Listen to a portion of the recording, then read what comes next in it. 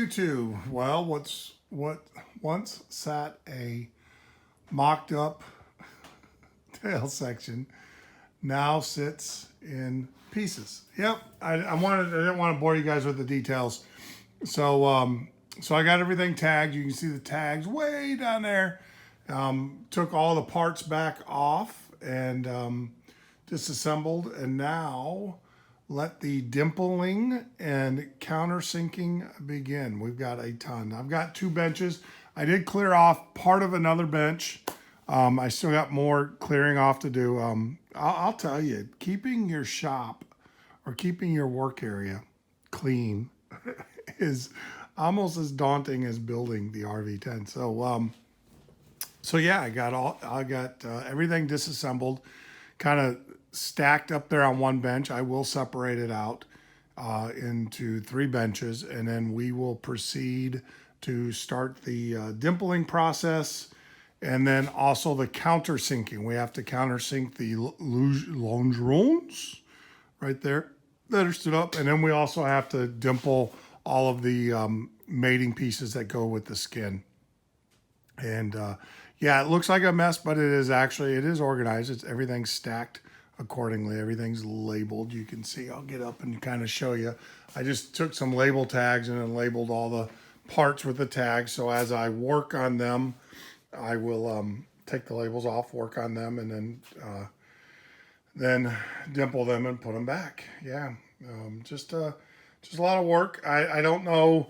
I probably foresee that dimpling all the parts and everything and countersinking all of the parts, that's going to be about a week's worth of work. So all of next week I will be in the shop doing the dimpling using the C-frame, probably a combination of the C-frame, which is down there, so I have to get that out, and then also the pneumatic squeezer. So it's going to be a week of dimpling and countersinking next week. And so I won't bore you with the details. I'll do what I can do, or I'll show you what I feel that you need to see. You know, you've done this routine before, so you with me, so you know. One thing I will tell you, I don't know if you guys can see it. With these skins, I understand why they want you to use the sawhorses. I didn't like the sawhorses. So I put 2x4s. You also do 2x6s or whatever underneath them. Now I don't know if you kind of see it, but what happens is if you rest your part on the bench or on the table on the clecos, it will put a lot of stress on the skin, and you can kind of see the little creases here. Nothing major, but I now understand there's another one here. You know, we don't want to mess it up if we don't have to, right? So I will tell you that I personally did not like the sawhorses. They're over there in the back.